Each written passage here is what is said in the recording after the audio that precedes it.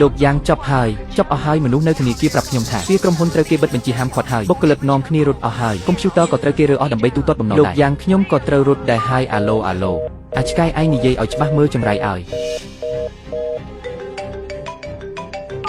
អាឡូយ៉ាងជីជាងទុកពេលឲ្យអញ3ថ្ងៃសងបំណុលក្រុមហ៊ុនទាំងដើមទាំងការឲ្យអស់បើមិនអញ្ចឹងទេរងចាំចូលគុកទៅណែបងប្រុសយ៉ាងជីជាងក្រុមហ៊ុនអញរលីហើយនៅចង់បោកខ្ញុំទៀតការសហការរបស់យើងត្រូវលុបចោល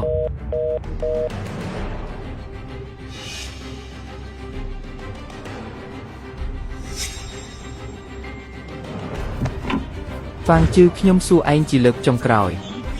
ឯងព្រមឲ្យលុយខ្ញុំឬអត់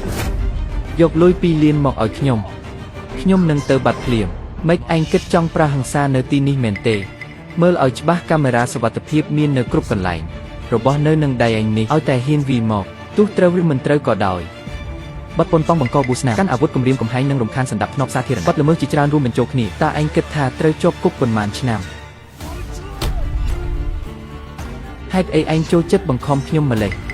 នេះមកពីឯងបង្ខំខ្ញុំទេឯងធ្វើស្អាតបាត់ណាស់ឯងធ្វើអញ្ចឹងបានប្រយោជន៍អី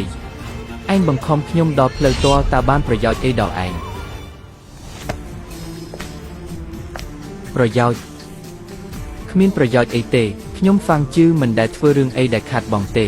ខ្ញុំគ្រាន់តែធ្វើតាមកិច្ចសន្យាក្នុងកិច្ចសន្យាបានបញ្ជាក់ច្បាស់ខាងខ្ញុំមានសិទ្ធិវិតម្លៃលើការវិនិយោគហើយសម្រេចថាតើត្រូវបន្តឬអត់សូមដឹងផងថាខ្ញុំគិតថាឯងគ្មានភាពស្មោះត្រង់និងសមត្ថភាពក្នុងការរកស៊ីទេទើបខ្ញុំដកទុនវិញមានបញ្ហាអីមែនទេអាចឆ្កែខ្ញុំនឹងសម្លាប់ឯងឈប់ភ្លាមគំរាមកំហែងអ្នកដតីដាក់របស់ចុះភ្លាមទៅ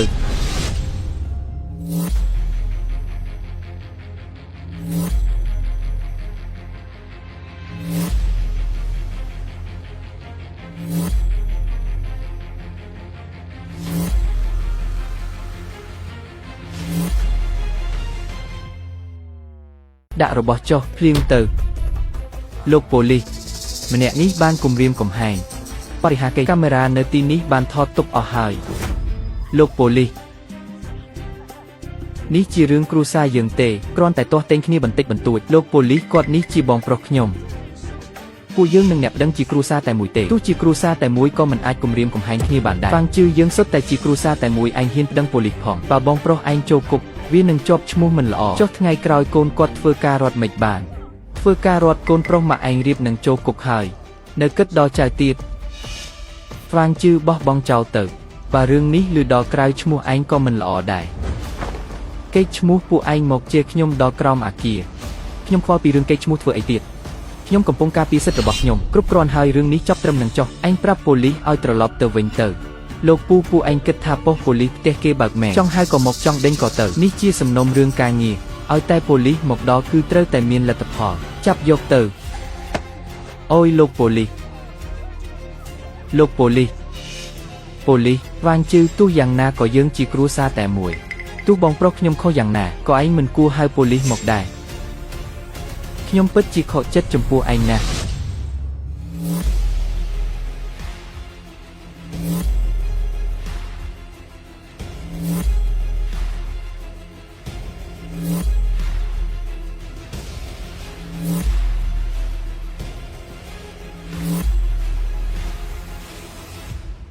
ហ្វាងជឺឯងនឹងយ៉ាងសឺយុនមានរឿងអីនឹងគ្នាអំបញ្ញមិញនាងទេមកផ្ទះយំស្រាក់ស្រាវនាងថាឯងបង្ខំគ្រួសារខាងនាងឲ្យដល់ផ្លូវតរ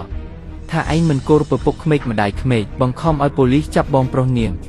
ឥឡូវថែមទាំងដេញនាងចេញដោយមិនឲ្យទ្រព្យអីទាំងអស់ប៉ាកុំតន់ឲ្យភ័យស្ដាប់ខ្ញុំសិនរឿងមិនដូចអ្វីដែលនាងនិយាយទេគឺនាងទេដែលធ្វើខុសចំពោះខ្ញុំនិងគឺខមូននាងបានប៉ះពាល់ដល់ព្រំដែនអត់ធ្មត់របស់ខ្ញុំចំណែកគ្រួសារខាងនាងប៉ុន្មានឆ្នាំនេះខ្ញុំធ្វើល្អដាក់ពួកគេប្រកាសជាបានដឹងហើយឡានផ្ទះលុយរកស៊ីអ្វីដែលជួយបានខ្ញុំជួយទាំងអស់ចុះចំណែកពួកគេវិញលោកលួនគ្មានទីបញ្ចប់បានតែចេះតែចង់បានខ្ញុំដូចជាទូដែកដកលុយមិនចេះអស់រឿងនេះខ្ញុំអត់ធ្មត់បានប៉ុន្តែយ៉ាងជីជាងវាហ៊ានវាគឺនៅចំពោះមុខខ្ញុំទៅទៀតប៉ាគិតមើលរឿងនេះបើខ្ញុំនៅតែអត់ធ្មត់ទៀតតើខ្ញុំសាកសំធ្វើជាឪពុកគេទៀតទេគេហ៊ានវាគឺផងថ្លើមធំមែនចៅស្រីបណ្ដូលចិត្តរបស់ខ្ញុំក៏វាហ៊ានប៉ាដែរល្អណាស់គ្រូសាយ៉ាពិតជាសង្កត់សង្កិនគេពេកហើយកូនប្រុសរឿងនេះឯងធ្វើត្រូវហើយមនុស្សដែលមិនស្គាល់គុណគេបែបនេះ គួរតែវាឲ្យរៀងចោលខ្លះឯងកុំបារម្ភចាំប៉ានឹងមកឯងទៅចាត់ការរឿងនេះប៉ាចង់ដឹងណាស់គ្រួសារខាងនាងអាចធ្វើអ្វីបានទៀតហ៊ានប៉ះចៅស្រីខ្ញុំរឿងនេះមិនទាន់ចប់ទេឈប់ទ្រាំទៀតទៅដល់ពេលត្រូវតឹងគឺត្រូវតែតឹងទោះមេឃធ្លាក់ក៏មានប៉ាជួយទប់ឯងដែរប៉ាអញ្ចឹងខ្ញុំដាក់ចុះសិនហើយគឺទីនេះហើយឮថាអាមួយត្រកូលយ៉ាងចិត្តចេញមកហើយអាមួយនេះជំពាក់ប្រាក់ខែពួកយើងកន្លះឆ្នាំហើយខ្លួនឯងជិះឡានទំនើបនៅផ្ទះវីឡាសតិសំជាញ៉ាវាប្រកាសជាត្រូវឆ្កែស៊ីបាត់ហើយនិយាយត្រូវហើយបងប្អូនថ្ងៃនេះត្រូវតែទាលុយមកវិញឲ្យបានសងលុយមកមែនហើយនិយាយត្រូវតោះនិយាយត្រូវគឺវានឹងហើយយ៉ាងជឿឈៀងថៅកែបបប្រាស់យ៉ាងជឿឈៀងសងលុយញើសឈាមពួកយើងមកយ៉ាងជឿឈៀងឆាប់សងលុយមកប្រពន្ធកូនខ្ញុំកំពុងចាំលុយទិញបាយហូបថ្ងៃនេះបើមិនសងលុយទេកុំសង្ឃឹមថាបានសុខអត់លុយទេសងលុយស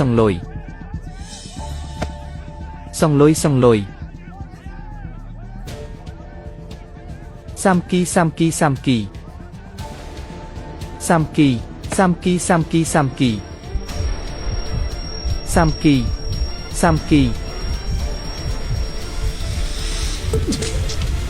សាមគីកុំវីពោះខ្ញុំអុយលឿនឡើងជួយផងប៉ា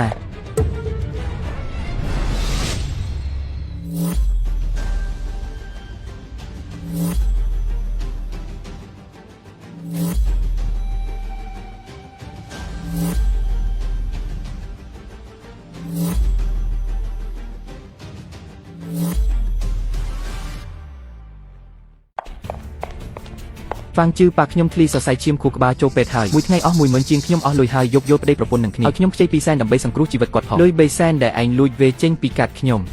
និងលុយសុទ្ធដែលយកចេញពីទូដៃទៅឲ្យបងប្រុសឯងយកទៅប៉ះបើបំណុលឥឡូវខាងក្រុមហ៊ុនគេប្តឹងពីបទបោកប្រាស់បើមិនឲ្យលុយទេគេនឹងចាប់ខ្លួនដូច្នេះឯងយកទ្រព្យសម្បត្តិរួមរបស់យើងទៅជួយបងប្រុសឯងពេលនេះប៉ាឯងឈឺឯងក៏មករកខ្ចីលុយខ្ញុំទៀតនោះជាប៉ាខ្ញុំក៏ជាឪពុកក្មេកឯងដែរតាមផ្លូវច្បាប់គឺមែនតែតាមមនោសញ្ចេតនាចាប់តាំងពីថ្ងៃដែលគាត់ឈោមមើលយ៉ាងជឿឈៀងវីកូនស្រីខ្ញុំគឺលែងមែនទៀតហើយដោយសារយើងមិនទាន់ចុះសម្បត្តិលែងលះគ្នាដាច់ស្រេចបើមិនអញ្ចឹងទេឯងក៏មិនអាចចូលក្រុមហ៊ុនខ្ញុំបានដែរហ្វាំងជឺតើឯងចាំបាច់ធ្វើដាច់រហូតដល់ថ្នាក់នេះទេជាខ្ញុំធ្វើដាច់ឬក៏គ្រួសារខាងឯងអាក្រក់ពេកចង់បានលុយមែនទេដោយយកដល់មនុស្សធម៌នេះជាលុយថ្លៃទិញអាហារបើកម្លាំងឲ្យគាត់ច្រើនជាងនេះគឺគ្មានទេហ្វាំងជឺពីមុនឯងមិនមែនបែបនេះទេពីមុនពេលខ្ញុំធ្វើល្អដាក់ឯងធ្វើដាក់ខ្ញុំបែបណាខ្លះតែយើងមិនមែនជាគ្រួសារតែមួយទេគ្រួសារតែមួយហេតុអីត្រូវគិតច្រើនម្លេះមិនយូរទៀតលេងមែនហើយសវនីការលេងលេះលើកទី2នឹងធ្វើឡើងលើតែឯងលួចផ្ទេរទ្រព្យសម្បត្តិរួមជាមូលដ្ឋានត្រូវចាក់ចេញដោយមិនបានទ្រព្យអ្វីឡើយឯងគេចមិនរួចទេ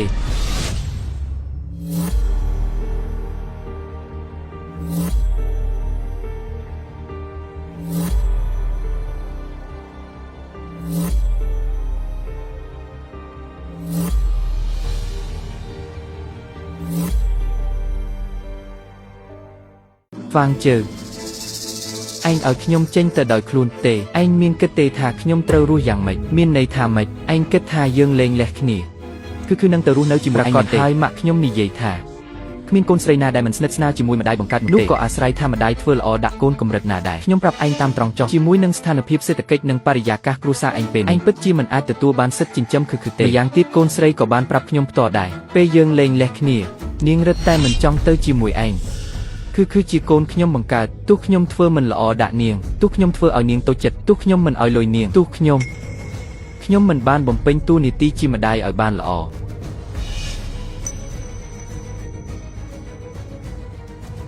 បានប៉ុន្តែខ្ញុំមិនអាចចេញទៅដោយខ្លួនទេផ្ទះត្រូវចែកខ្ញុំពាក់កណ្ដាលខ្ញុំត្រូវយកពាក់កណ្ដាលនោះទៅសង្គ្រោះប៉ានិងបងប្រុសខ្ញុំឥឡូវខ្ញុំនឹងលក់ផ្ទះនឹងឯងគិតច្រើនពេកហើយនេះជាដីកាការពារទ្រព្យសម្បត្តិនៅថ្ងៃបន្ទាប់ដែលឯងលួចផ្ទេរលុយ3សែនខ្ញុំបានដាក់ពាក្យស្នើសុំហើយពេលនេះផ្ទះនោះស្ថិតក្នុងស្ថានភាពត្រូវបង្កឯងបញ្ចាំមិនបានហើយក៏លក់មិនចេញដែរហ្វាងជើឯងការពារទប់ស្កាត់ខ្ញុំតាំងពីយូរមកហើយខ្ញុំមិនមែនទប់ស្កាត់ឯងទេគឺទប់ស្កាត់ចោលក្នុងស្រុក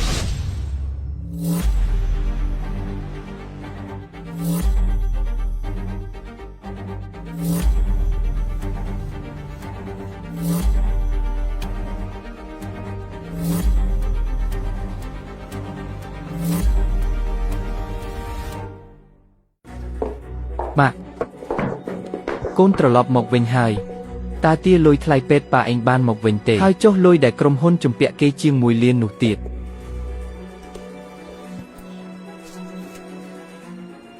ម៉ាក់ហ្វាងជឿព្រមតែ2000ទេមនុស្សចិត្តខ្មៅអីយ៉ាងនេះម៉ាក់ត្រូវតែទៅរកវាម៉ាក់បោះបង់ទៅបោះបង់អីទុកឲ្យប៉ាឯងដេកចាំស្លាប់នៅមន្ទីរពេទ្យមែនទេអូនស្រីឯងទៅរកហ្វាងជំដងទៀតទៅអង្វរវាទៅបើនៅតែមិនបានទៀតយើងមិននៅមានគឺទេអីឯងលាក់គឺទុកទៅឲ្យតែវាមិនឲ្យលុយយើងមិនប្រគល់កូនឲ្យវាទេលោកបងខ្ញុំជាម្ដាយគឺមេឃត្រជាក់យ៉ាងនេះតើចង់ឲ្យខ្ញុំលាក់កូននៅណានេះក៏មិនបាននោះក៏មិនបានចុះផ្ទះវិញផ្ទះអាចយកទៅបញ្ចាំបានអត់ហ្វាងជឿបានបង្កប់ទ្រព្យសម្បត្តិអស់ហើយមិនអាចបញ្ចាំបានទេម៉ាក់និងប៉ាមិននៅមានផ្ទះមួយទៀតទេមិនបានទេបើលក់ផ្ទះនោះទៅចុះថ្ងៃក្រោយពេលបងឯងរៀបការគិតយ៉ាងម៉េចម៉ាក់ខ្ញុំចង់សួរម៉ាក់មួយសំណួរ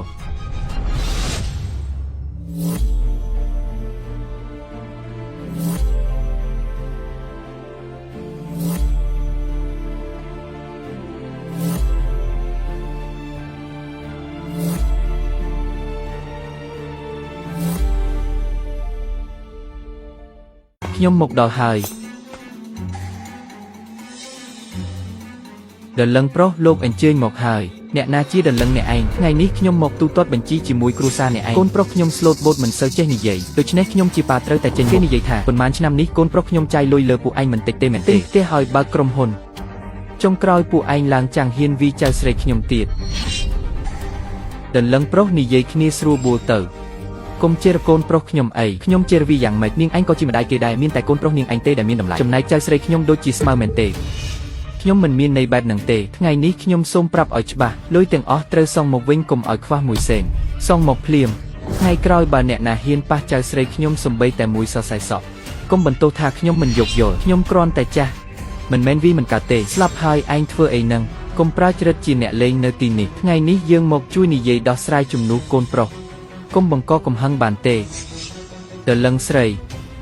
ការអប់រំកូនមិនបានល្អគឺជាកំហុសរបស់ឪពុកម្ដាយតែគ្រួសារអ្នកឯងមានរឿងដល់ថ្នាក់នេះគឺសុទ្ធតែជាកំហុសរបស់អ្នកបើអ្នកនៅមានសតិសម្បជញ្ញៈខ្លះកុំធ្វើបាបកូនស្រីខ្លួនឯងទៀតម៉ាក់លេងដៃខ្ញុំយល់ព្រម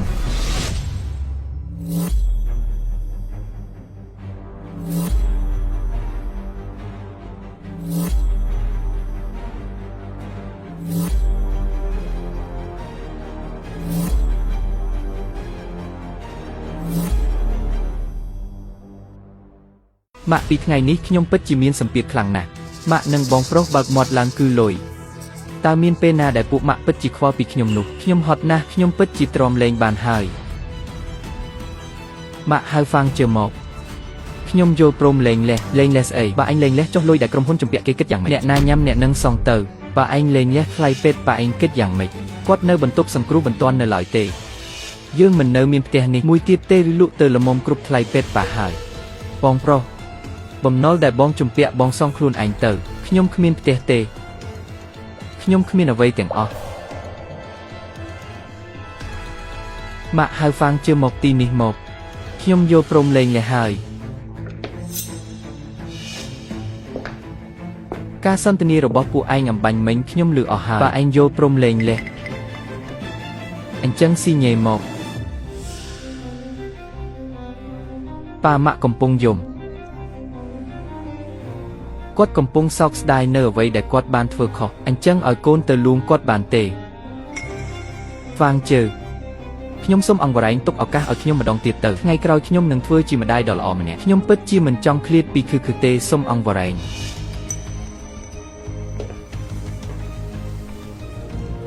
គឺតើយើងគួរទុកឱកាសឲ្យម៉ាក់ម្ដងទៀតទេ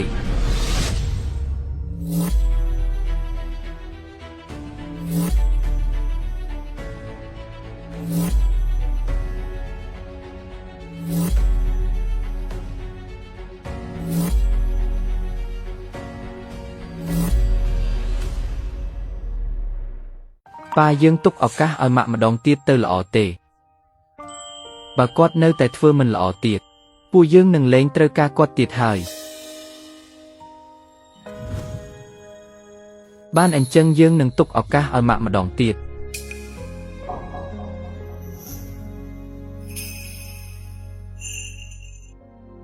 យ៉ាងស៊ឺយុនសង្ឃឹមថាលើកនេះឯងនឹងយកចិត្តទុកដាក់ចំពោះគឺបើមិនអញ្ចឹងទេនាងល្ងងបើឯងទៅចុះម៉ាក់នឹងបងប្រុសឯងគិតយ៉ាងម៉េចម៉ាក់ពិបាកណាស់ទម្រាំហ្វាងជឺព្រមទុកឱកាសឲ្យខ្ញុំម្ដងទៀតម៉ាក់កុំមករំខានគ្រួសារខ្ញុំទៀតអីប៉ានិងបងប្រុសខ្ញុំបានជួយច្រើនពេកហើយពេលនេះខ្ញុំគ្រាន់តែចង់រស់នៅឲ្យបានល្អជាមួយហ្វាងជឺប៉ាម៉ាក់សុំទោសផងដែលធ្វើឲ្យប៉ាម៉ាក់ត្រូវលំបាកមកដល់ទីនេះកុំនិយាយរឿងនេះអីតើឯងគិតយ៉ាងម៉េចពិតជាចង់ទុកឱកាសឲ្យនាងម្ដងទៀតមែនទេដោយសារតែគឺសុំទេខ្ញុំក៏គិតច្បាស់ហើយដែរបើនាងពិតជាអាចកែប្រែបានខ្ញុំក៏មិនចង់ឲ្យគឺនៅក្មេងប៉ុណ្ណេះត្រូវខ្លាយជាកូនកំព្រាម្ដាយដែរ